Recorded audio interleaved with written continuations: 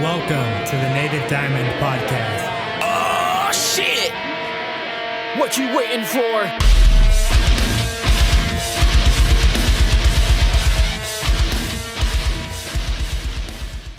Please don't forget to like the video, hit subscribe, ring the bell. That way you're notified every time I drop a new episode of Native Diamond Podcast. Feel free to drop a comment because I love hearing feedback from you guys. Without further ado, let's get into today's episode. What's up, my dudes? Seth Mick here. This is Native Diamond Podcast. Thank you so much for tuning in, as always.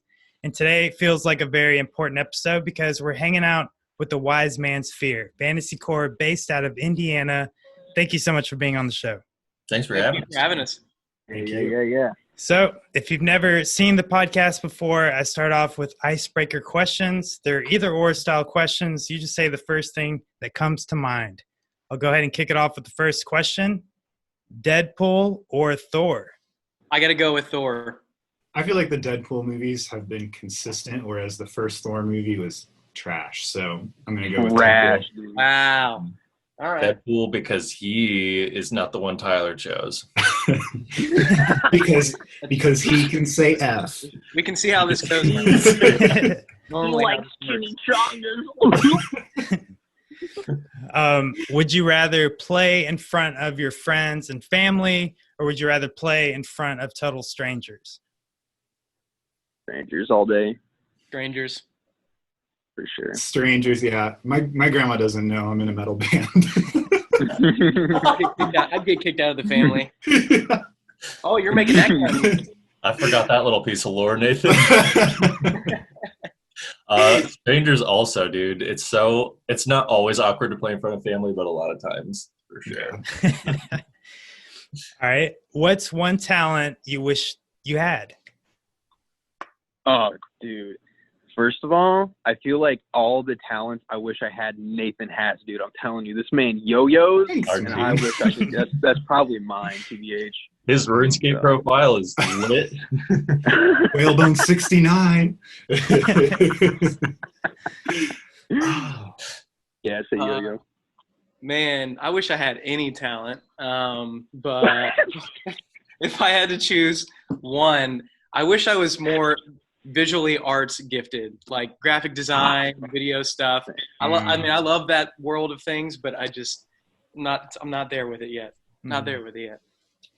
Yeah, I think the one that I'm working on right now is painting. So I think I want to get better at that. So I'd love to be better at audio production, which I'm trying to work at, but I feel like I'm way behind and it's very intimidating.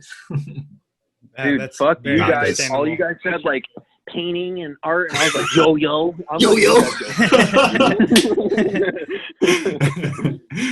Which do you like better, Black Panther or Venom?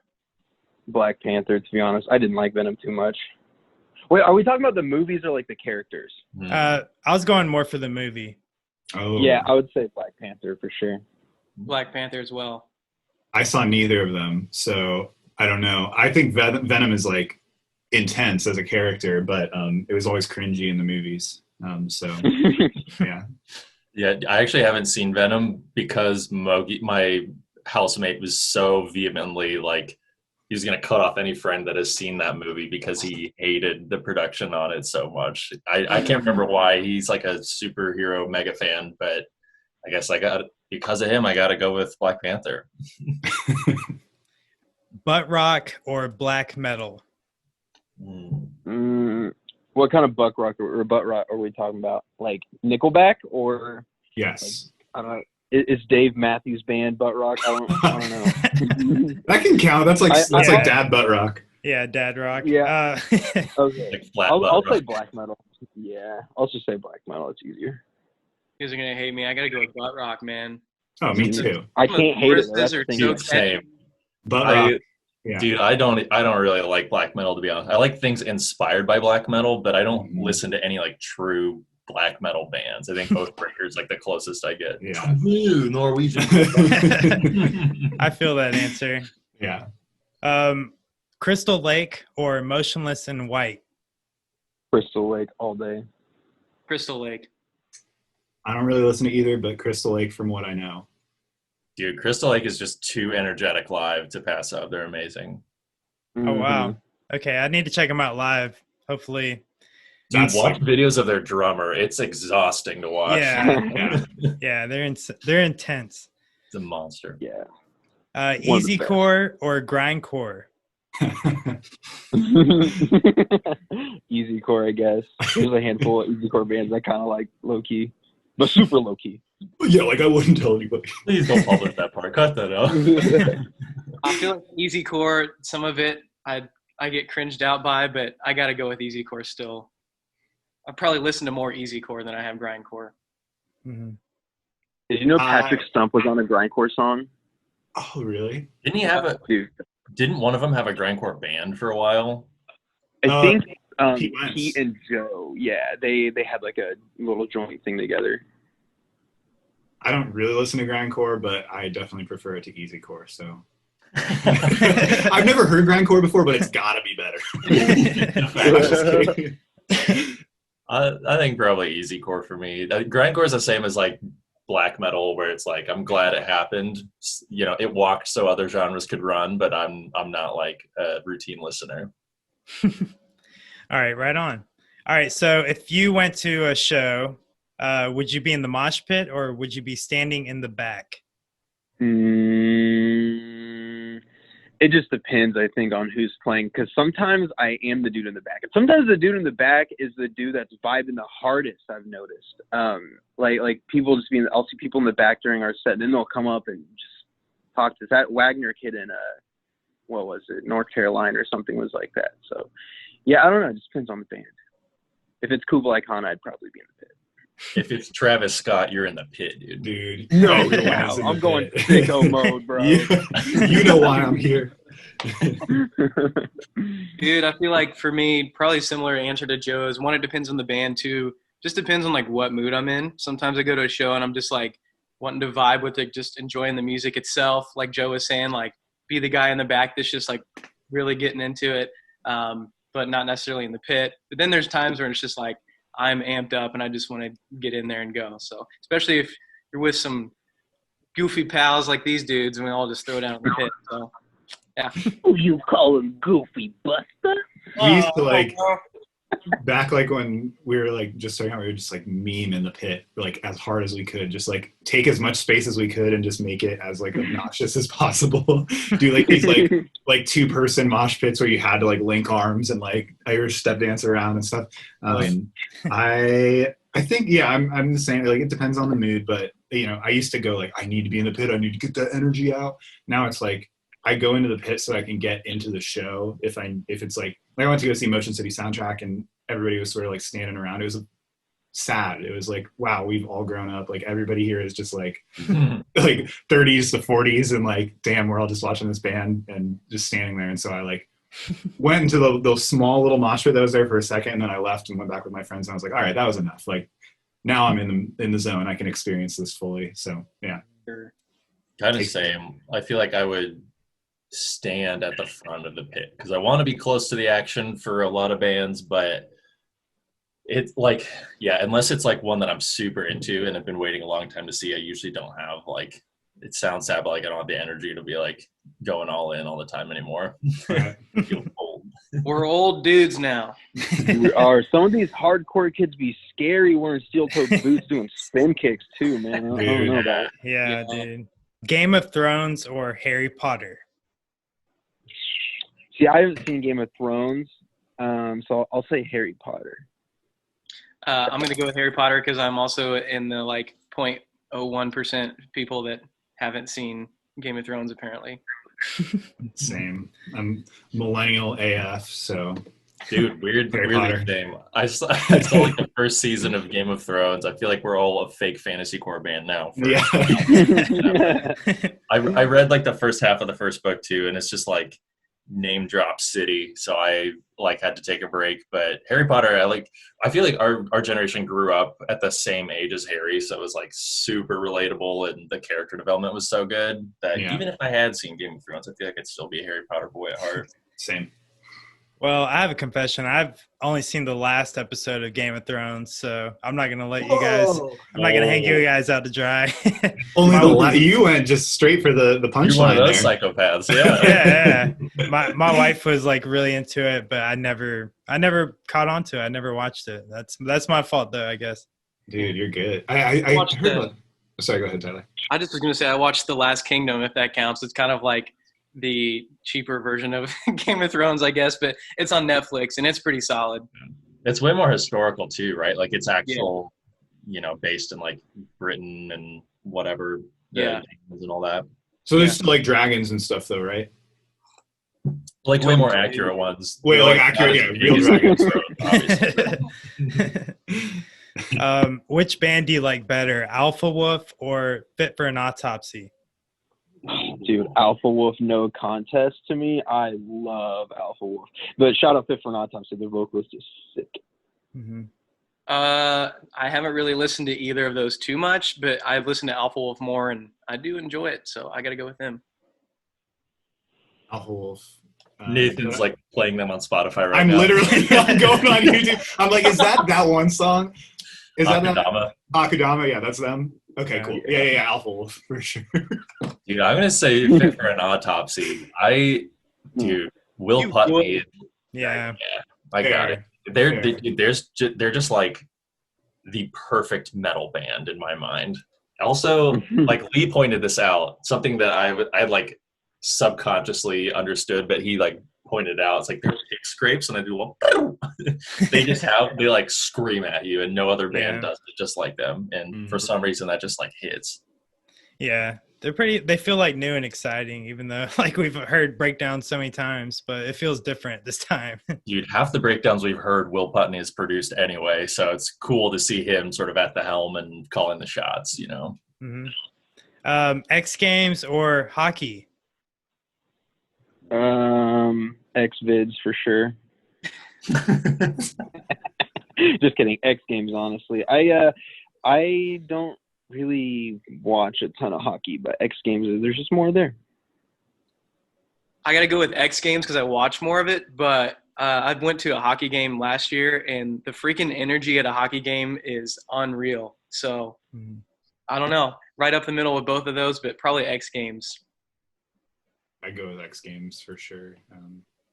Skateboards, Same here. I had way more X Games Legos growing up than I did hockey ones, so That's the truth right there. easy choice.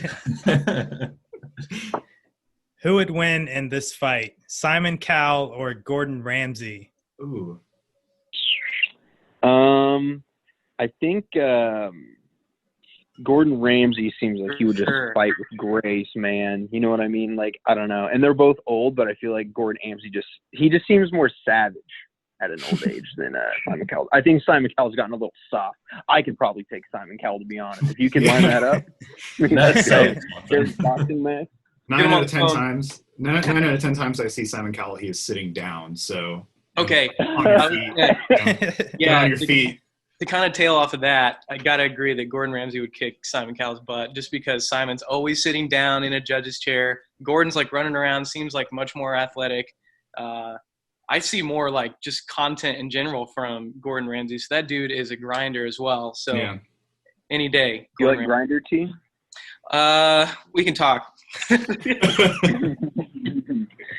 Also, Simon Cowell's just talking from a distance. Gordon Ramsay's just up in people's faces. You know That's what I mean? true. Yeah. for real.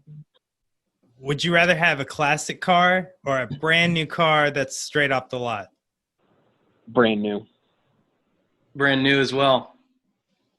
Brand new. Got to have cruise control. Got to have a good speaker system.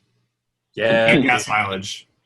gonna sound like a total Mhm. millennial, but brand new. Like to me, the only thing that matters in a car is like, is it gonna get me there comfortably, and does the speaker system sound good? What about my 97 Ford truck? That's a good one right there. That one's hardcore or pop punk? Damn. Because both have just become so stale, to be honest. Yeah. I guess I'll go with like pop punk. Like I like newer hardcore better than I do old hardcore, but I like older pop punk better than I do both. So yeah. I'm gonna go with pop punk. I feel like it's actually what I've been listening to more often than not recently.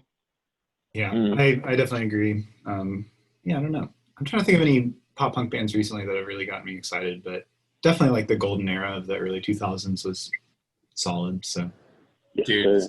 same here. Like literally last night I was listening to We the Kings. I was like, whoa. you're like, yes, check, yes, Julian. Hell yeah. You know what's really sad is that is like 15 years old. Not Yeah, that song, but like 10 years old, I guess. But still, it's like we're like, you listen to Skinner, like we are that now. We're like, That's so true. We are that. It's like, dang. Oh my gosh. Yeah. I like accidentally watched a Warped Tour performance of that song, and that band was like a little worse for the wear. I was like, Oh, I believe it. Yeah, yeah. that's wild. Yeah. Final Fantasy or the Elder Scrolls? Final Fantasy for me. Elder Scrolls. I can't play those long games. I'll like search every single box. It's like a compulsion. So I would have to Week go. will just pass by. Oh man, I lost track of time. Dude, I can't. Yeah, it'll take too much. So I got to go with. I've only played Final Fantasy for the Game Boy Advance, Cody. but I love it. Cody's here. Cody. Cody. I'm an Elder Scrolls dude. I just like the world building of that game. I think it's pretty next level. Would you rather spend a week in a resort or a week of camping? Easy. In a resort, honestly. I'll say Camping. it. Gotta go camping, man. I've been all about it recently. So nice. I think I I'd do go like camping. I definitely, yeah, a resort is, I don't go to resorts, so that would be like kind of a fun change of pace, I guess. But I guess if like I could only do one or the other ever again, I would stick with what I know and do the camping. So Yeah, I think for me it depends on who I'm with, because if it's like that's a good point. good friends, I think camping is a lot more fun because you get to just like run around and explore. But if I don't know, resorts are good if you need to like get away from everything. But That's a probably good point. camping on average for me. All right, Circle Pit or Wall of Death? I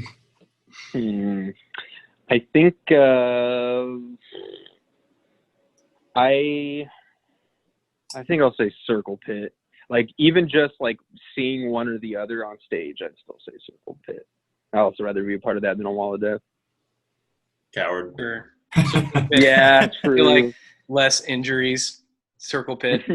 The less injuries, the more you can mosh, right? It was darn tootin'. Yeah, that's exactly what I was saying. Exactly Yeah, what I was saying.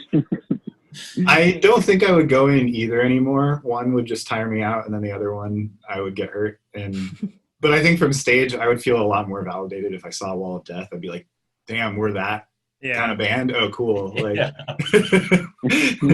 Dude, same. I feel like Wall of Deaths are always so much more hype. Like Yeah. only the artist ever wants a circle pit. Like everyone in the crowd's like, okay. we can run. It is just cardio though. Wall Yeah. of Death though, it's like really cool. But then whenever I'm in the crowd and a Wall of Death happens, I'm like, yes, yes. And then like, oh no. Oh, wait. I feel like Way over my head. Yeah. But I think Wall of Death. Which game show could you see yourself being on? The Price is Right or Who Wants to Be a Millionaire?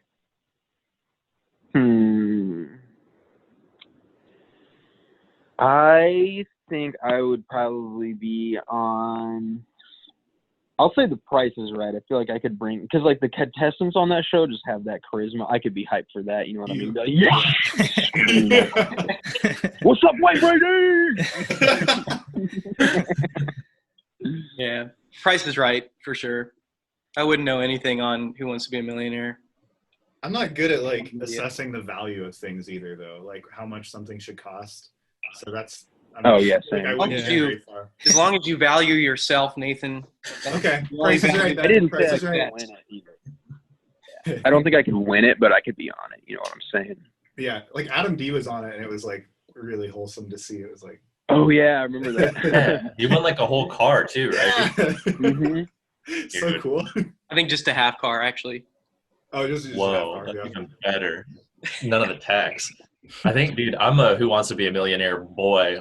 Partially because I feel like the only way I made it through school was by good test taking. So I feel like having the ABCD, like I can really get farther that way. Mhm. That and 3 lifelines. What's not to love? Right. At least get to $1,000. So Easy. easy. Yeah. You can walk away with something at least. Yeah. Mm-hmm. Texas Chainsaw or Halloween? And I mean like the first Halloween movie. Halloween. Halloween. I'm gonna go Texas Chainsaw. It's just kind of a slow burn, but like with the skin suit and shit, like that's in like all the family, like pretty dope. So Probably Halloween for me. Nice. Would you move out of your house if it was haunted?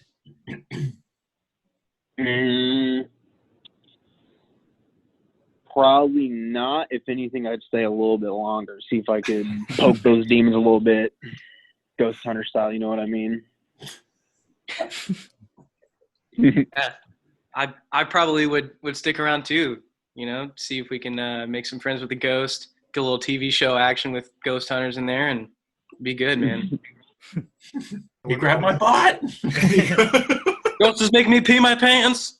I guess it depends on what the haunting is, because like if it's like The Conjuring, like I'm good. I don't need that.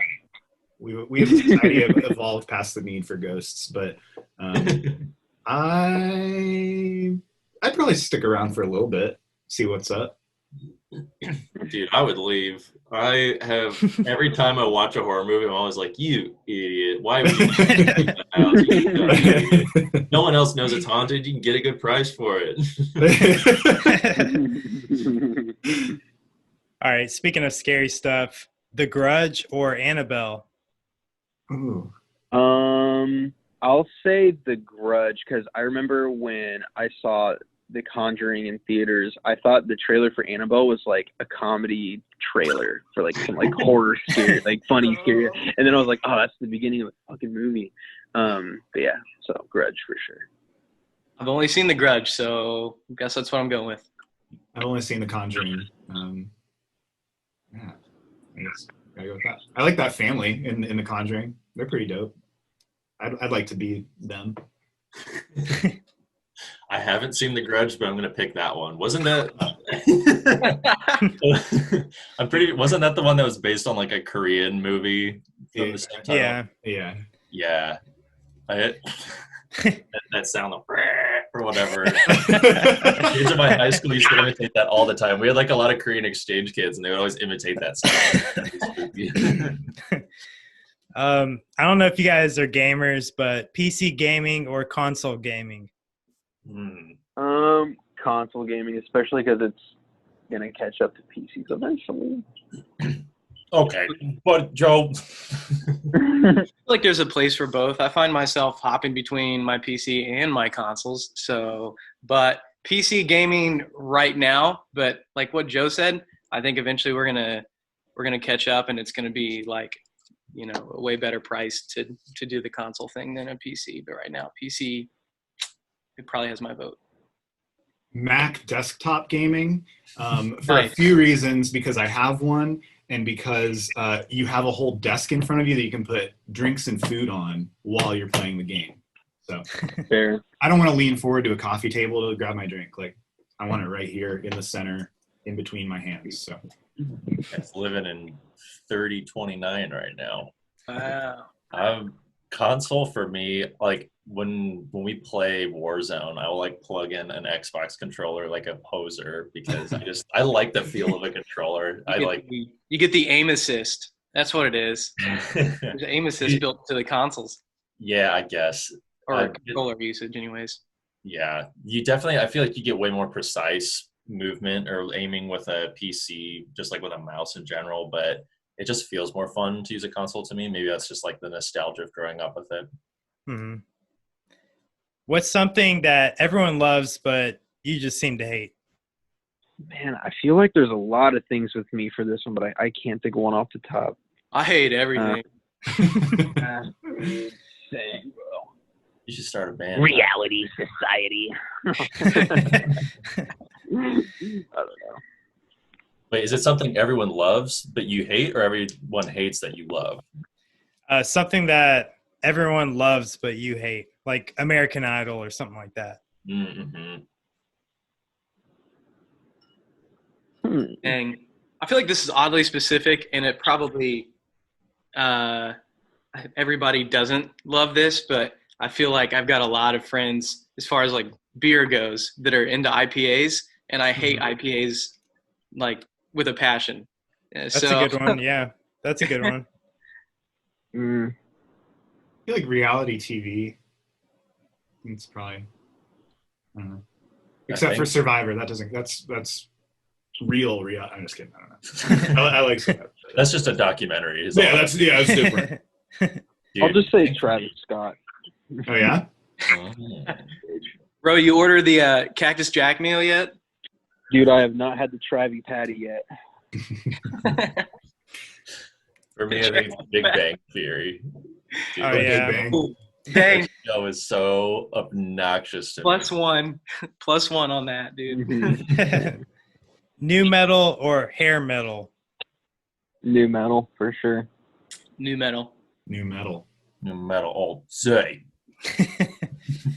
All right, and last question. Worst band of all time?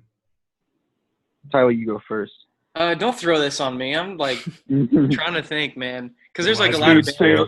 there's a lot of music I don't like, but it doesn't mean that they're necessarily like a bad worst. band by any means. Mhm. Yeah. I can't have a list to look at. I'm looking at my playlist and I'm like, this is me. Right. What am I doing? Same. I don't know. I'm sure there's some like country artist out there that genuinely is horrible, and that's probably my pick. But I don't know, because I just don't like country music in general. So that would be already at the bottom of the barrel. And then if you're a country artist and you're not a good country artist, then I'll just wrap it around full circle and say Dave Matthews. I'll say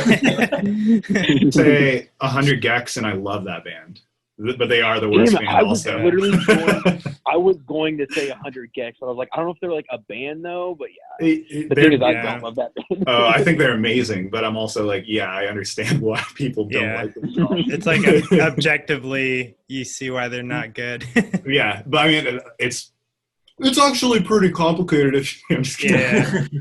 Nah, They're I'm not way saying under my that. IQ level. No, I know, but it's like, yeah, it sounds like bleach Trap. and loops and Trapped is Dude, I was legitimately gonna say either Trapped or not the worst band of all time, but I think Metallica is like one of the most overrated bands of all time, and partially because like their drummer is nightmarishly bad. Like it's astounding that they've done what they've been able to do with Lars at the helm. Yeah, that's pretty accurate, I would say. Well, anyways, thanks for playing the Icebreaker questions. I hope you guys enjoyed those as much as I did. yeah. Yeah, man, Oh, thanks yeah. for having us. Yeah, no worries. Well, what have you guys been up to lately? Aside from everything else that's going on in the world, what have you guys been doing lately? We got some as far as Wiseman's related stuff, we are coming up on some studio dates here in the near future. We've been working on the next album. Got some tracks underway, so we're trying to get this one cranked out a lot quicker than our last one was. So that's been exciting to work on. Don't know if anybody else wants to kind of speak to that some more too, but Nope. nope, nobody. All right, that's all we've done. Outside of that, we've just been playing Fortnite. Lot of Fortnite. I was playing Fortnite until they took it off Max, so never mind. I got a real one bad game. beatbox addiction, dude. I can't play anymore, man. Beatbox? V-Box. No, V-Box. I spend tens of thousands of V-Bucks every night. My job started opening up again, so I've been like getting gigs, so that's been cool. But, Yeah, it's been a lot of just like working. I just took a little trip to Mexico last week to do like a digital nomad thing, and that was super fun. And then back to reality, kind of. What new music have you been listening to? What gaming music? What like new music have you guys been listening to? What new music? Because I got both, dude. like that new ASAP single. Nathan, I see you've been jamming that too. Mhm. New Run the Jewels is great. I like this dude named Breakins. He's all right. I feel like I've been all over the place. I haven't like been able to just pick one sound and stick to it recently. So I've been kind of bouncing between, you know, metalcore and then like a lot of like electronic and pop music.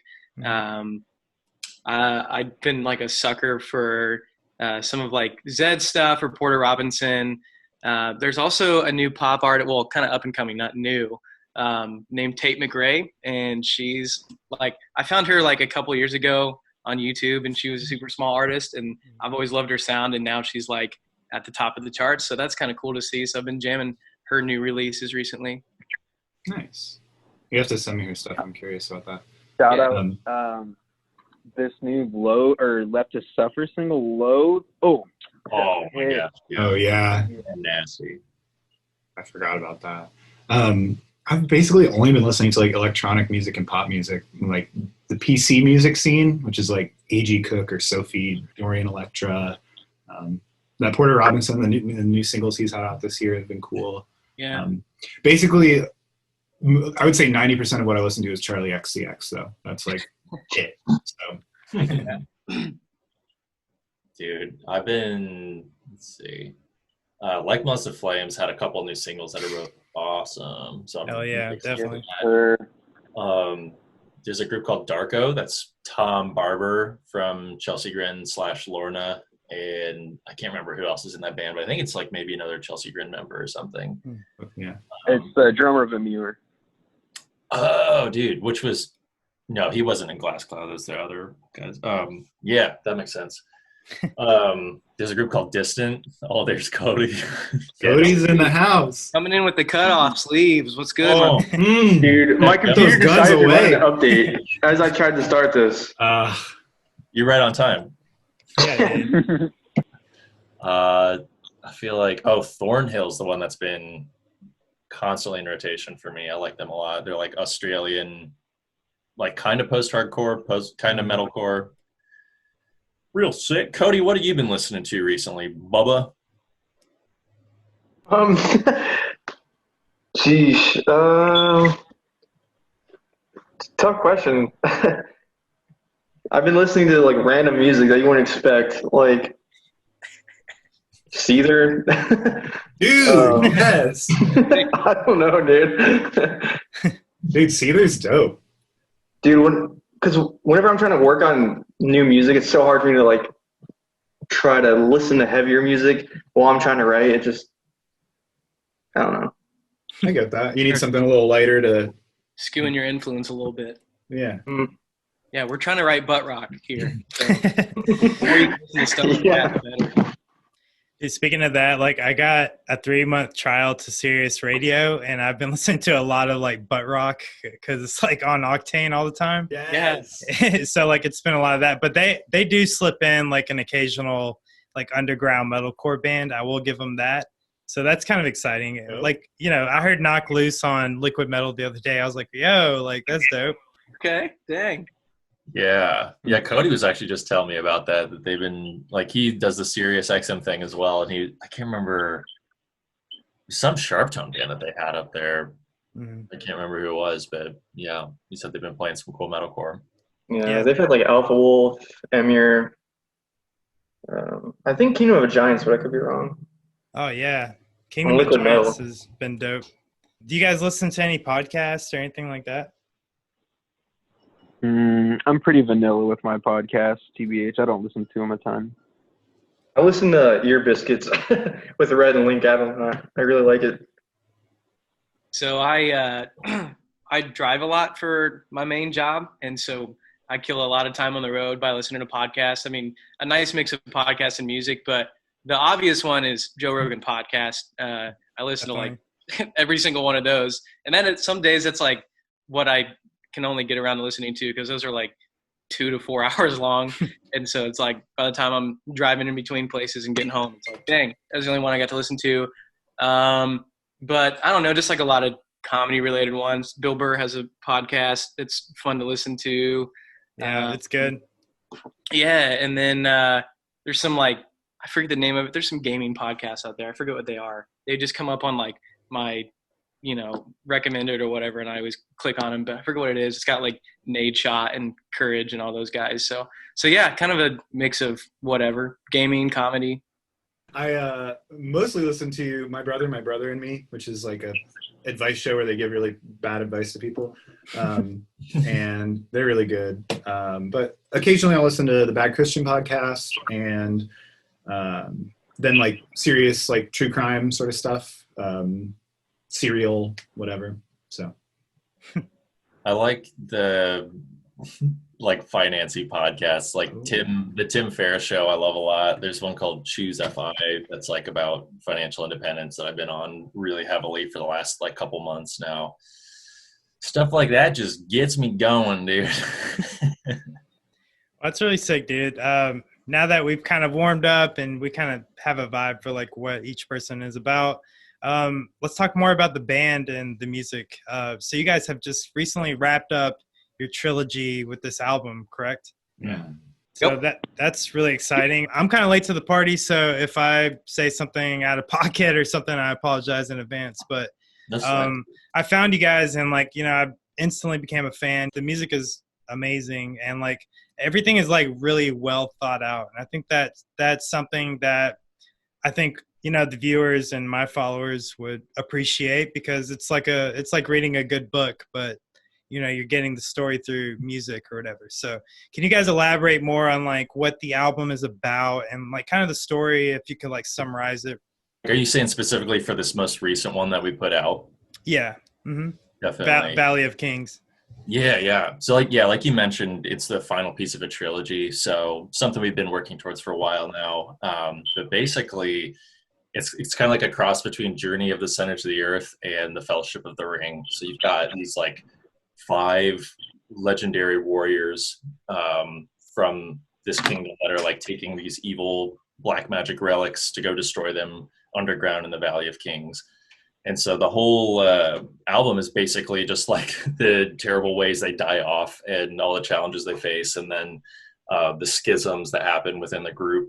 And then, ultimately it divides to 2 parties that, one wants to turn back, one wants to keep going. They become enemies, and they do get out sort of in the second to last track.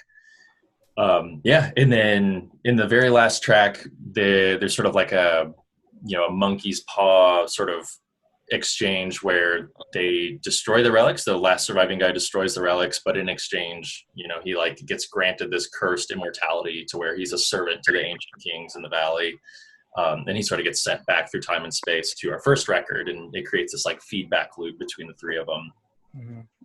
That's really interesting, and that's something that I noticed like in the notes, that basically it's kind of like a continuous cycle or whatever, like a Ouroboros type thing. I think that's really interesting. So who's kind of like the brain scheme behind the storytelling and like putting the whole story together, I guess?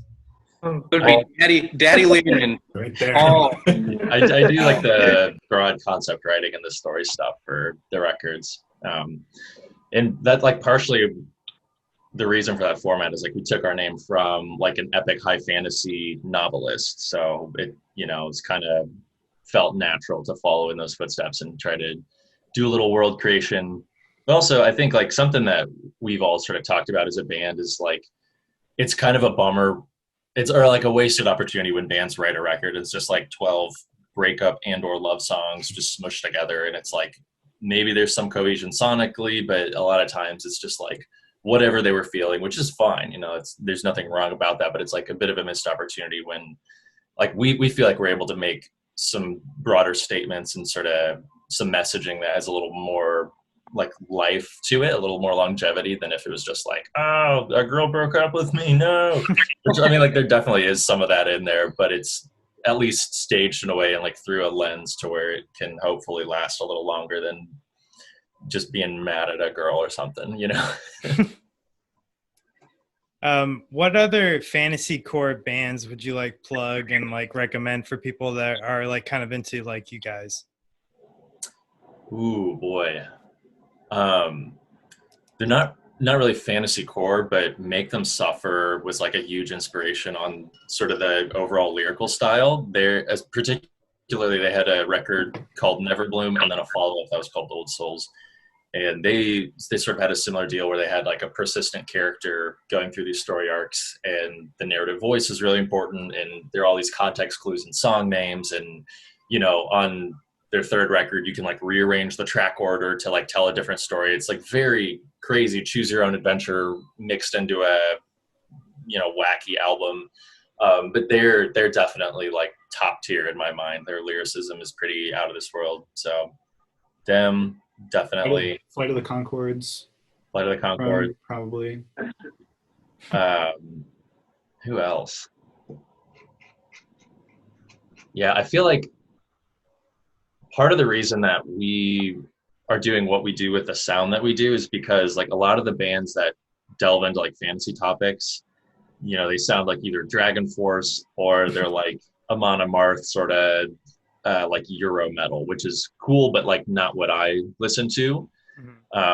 So yeah, I feel like that's part of what we bring to a table as a band is we're, not that we're like reinventing the wheel, but we're taking this storytelling format that's traditionally been sort of segmented off into different styles and like bringing it into a more modern adaptation.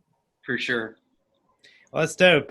So do you guys have like a lot of like touring experience collectively together? A decent amount, yeah.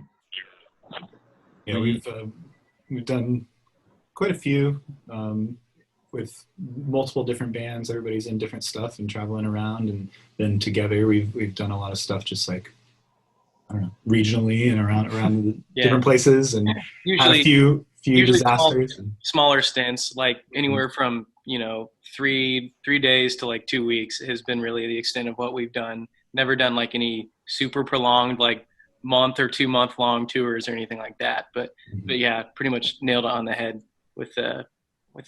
A segment on the show is basically you share your crazy road story. If you guys have any, you're more than welcome.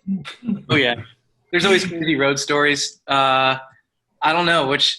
There's of course the West Virginia Wild Rider Saloon. There's Nathan's gun story. I like Nathan's Peoria story too, though. Yeah. Oh, are you talking about the? Yeah. Okay. Go for it. Dive in. All right. So we had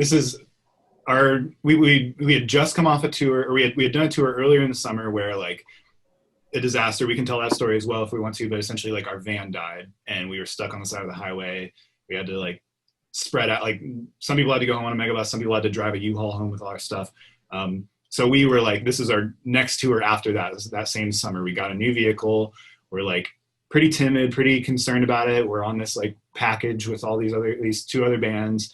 First night of tour, we're like, just getting our feet under us and everything. And we're playing our set in Peoria, Illinois. And we're in the middle of one of our songs, and I'm just like rocking out, and I look out the window and I see a guy just holding a gun up to somebody's head. And like, it was like, what the fuck? And so like, but I'm like, okay, so do I stop the song, draw attention to that, and then he gets skittish and does something that is like shoot somebody or whatever, does something irrational? Or do I like try to play it off? So I'm like playing guitar and I'm like pointing out the window at the same time. Like, I don't think people knew what was happening, but like the song was almost over. So right after that song ended, I just started like identifying the dude, and everything stopped. You came over too when you started seeing it. You were like playing and like punching me in the shoulder and like, look. I was like, what the heck?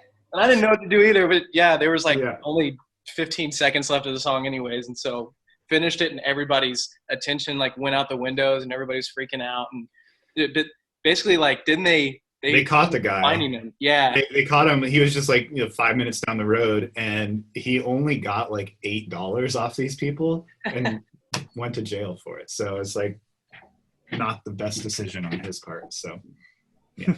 And that set the precedent for tour. Yeah, that's how the rest of the tour went. But dude, also the tour before that, when the van, we like blew a head gasket outside of Atlanta. Our bassist was only 16 years old at the time, so his dad made me sign for like power of attorney over his son, so if some medical incident happened, I could like speak for him. and we were in West Virginia, and they like this dude that was at the show let us stay at his place and took us like waterfall diving, like like cliff jumping, but just off a waterfall. And like Thomas walks up there, he was gonna be like the first one to jump off. We're all like, oh nope, like we gotta do this person. Safe. Yeah, that was sick though. Still haven't recovered from that. My legs are still all deformed from landing on the rock at the bottom. Right. Oh, Yeah. jeez. No, I'm just kidding. Have you guys seen The Emperor's New Groove? Emperor's New Honestly, Groove? No, I haven't. Yeah, Emperor's New Groove. Classic. Oh, well, there's a scene in it where they're about to go over a waterfall, and Kuzco's like, "Don't tell me, we're about to go over a huge waterfall." And I quoted that whole scene before I jumped off, and I just thought it was so good about it. Fulfilled your destiny. That was fun though, man. That was also Dude, it like was. scary though, because if you guys remember, it was like a one-way road we had to take to the waterfall, and so the guy that was letting us, or kind of showing us around, we had to like cram into his little car. There was like two of us just like laying on each other in the back on top of people sitting across the bench seat, and then there was people in the passenger seat, and we tried to fit like 6 or 7 people in like, I forgot what the little model of the car was, but it basically didn't have a trunk or anything. I think he had to make 2 trips to take us there, right? Yeah, we left probably. we left the van parked at like a local gas station down the road. Why? And then That's so the stupid. dude was like very comfortable with like this road. Apparently he'd been on it a lot, so he was driving like kind of fast, and there was not really any guardrails, and it was like, I don't know if you guys know what like the road to Hana is in Hawaii, where it's just like a pitfall if you go off to the right side or left side. But it was very similar to that because we were in the mountains of West Virginia, and we're just like flying around corners, and like he'd honk his horn like before he took a turn so that if another car was coming that we wouldn't. You would know that they were about to get smacked. I just felt like this is going to be my demise right here. This is how I go. So, And then you jumped off a cliff, so it's fine. yeah. I was like, I didn't die in the car, so I might as well try to hit these rocks with the car. Yeah, I've already checked out for everything, so I might as well just like send it. I just recently, I was scrolling through my phone, like cleaning up, just trying to get rid of space because I have a small phone. But I found like my Instagram story from that day. I had it saved, so I still have like pieces of that road. I'll send it to you guys so that you can reminisce a little bit. Yeah, That's really cool.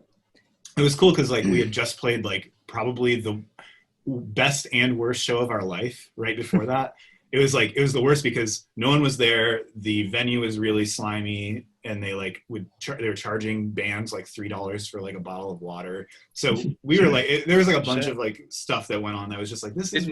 We didn't get like paid any of the cut either. We didn't get paid. We were told. I think they gave us like a very cheap like Little Caesars pizza for like all 3 bands to split or something, and the local the bands guy, left because the sound guy just left. Like he did like sound check for. He was smoking outside during our set. And then Yeah, you guys sounded good from outside.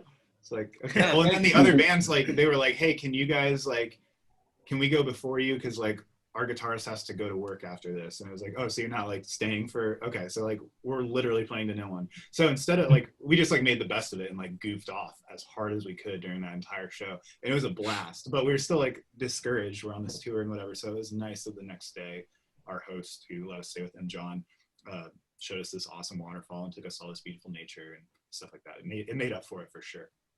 That's awesome, dude.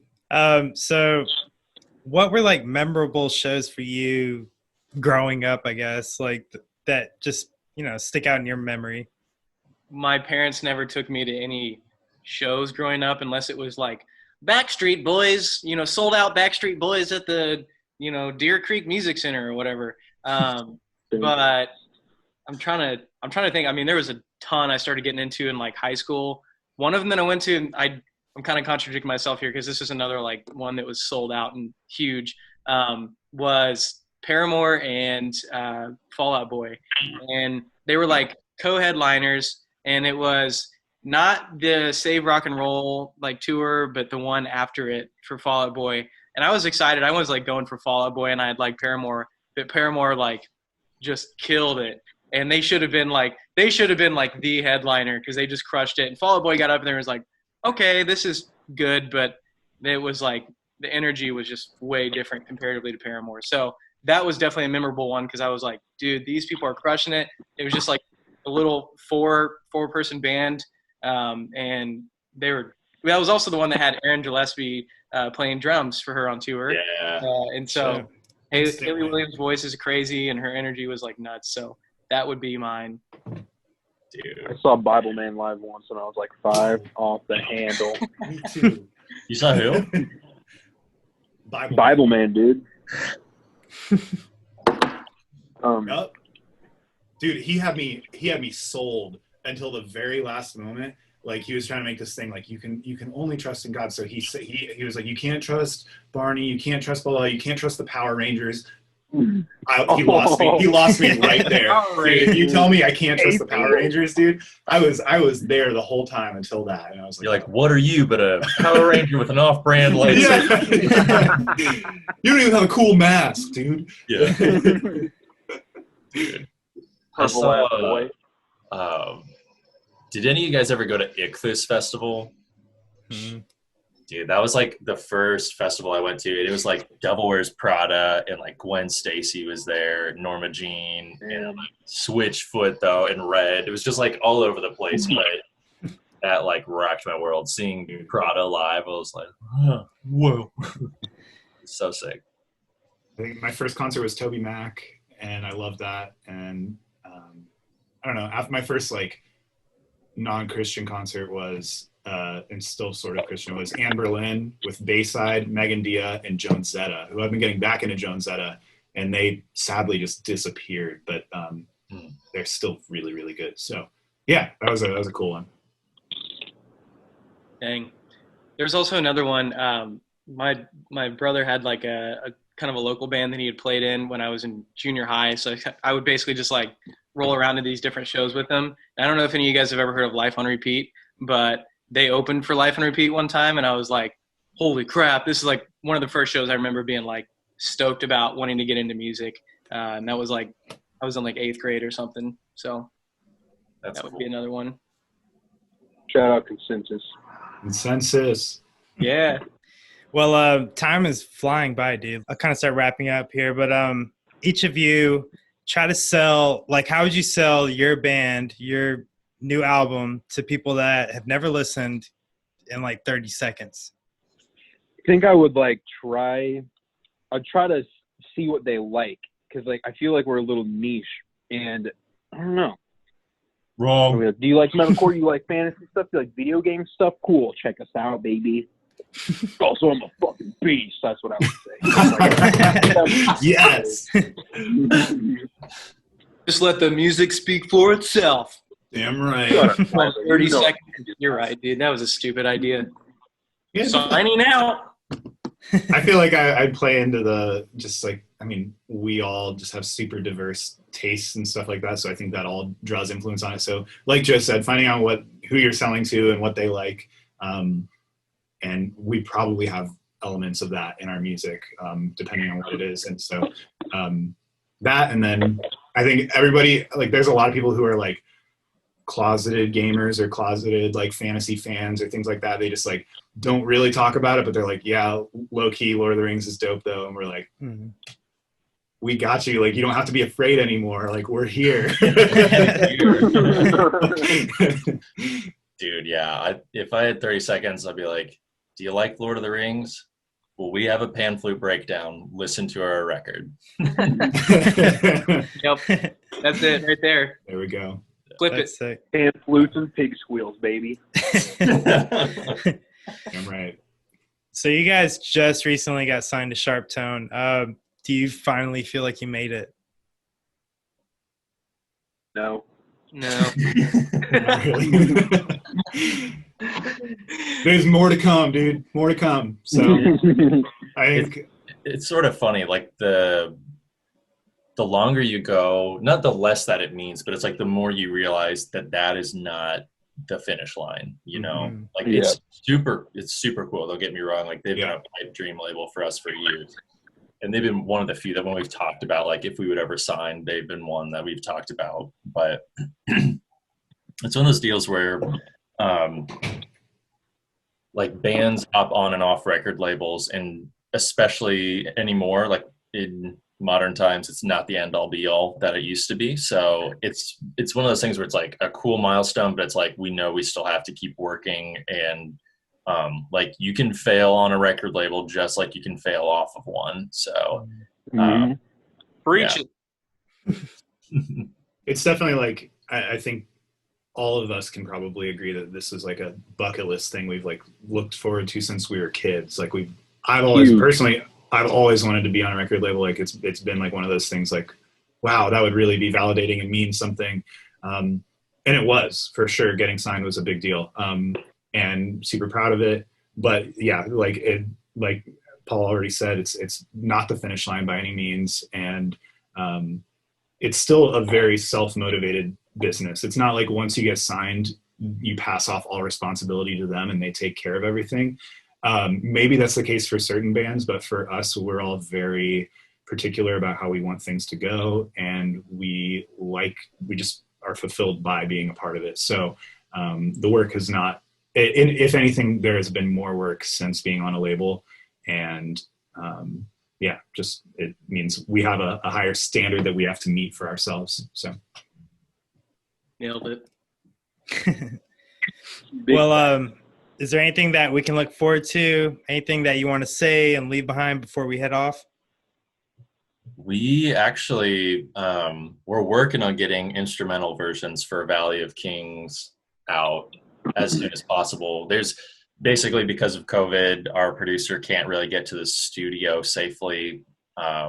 So it's just trying to ride that wave out. But beyond that, like Tyler had mentioned, we've demoed a bunch of new stuff, new records getting work done now. We've actually like fully recorded a track that hopefully we'll be able to get out sooner than later. So we'll see what that timeline looks like. But yeah, definitely working on stuff that we're very excited about, especially since it's like post Trilogy. So all options are on the table for us creatively, which is, kind of an exciting position. Yeah, I'm excited about the new stuff we've got coming too, because I feel like every release that we put out, we're like, dang it, like how are we going to top this? But hearing like some of the stuff that we're already tracking is like, I am hyped. This is awesome. So for sure, I think what we're doing now is like a step in the right direction that we need to take, and I'm super hyped on. I'm super hyped about everything we've got. For sure, not to be Mr. Big Things Coming, but Big Things Coming. I'm just kidding. All right, dope. Since we started in a fun way, we're going to end this thing in a fun way. So my very last question for you guys, if you could have anything in the world, tangible or not, what would it be? The love of my father.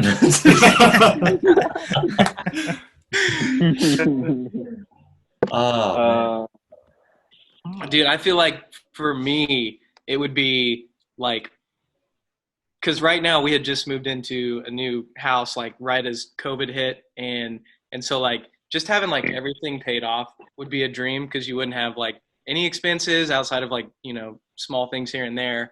And like, I feel like that would take off kind of like the stress factor of that side of things. And it would just like open up life to be a lot more of like a creative realm. You know what I mean? Because, so that would probably be mine.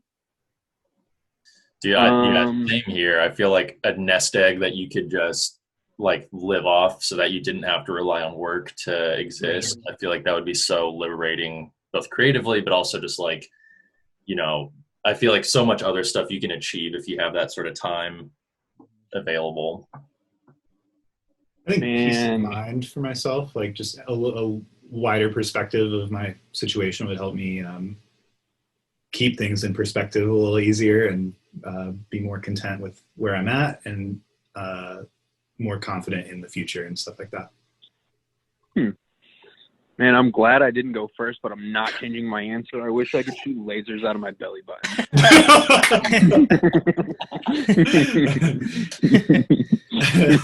Easily entertained, so I like it. I love it.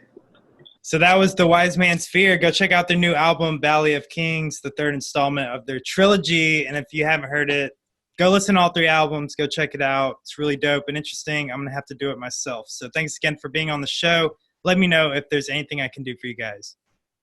Thanks for having us. for having us. Thank you, Hey, dude. This is a lot of appreciate it. fun. This was a blast. Well, that pretty much does it for today's episode. Thank you guys so much for tuning in. Please like the video and subscribe. That way you don't miss a new episode of Native Diamond Podcast. And until I see you guys on a future video, shine on. Hell yeah.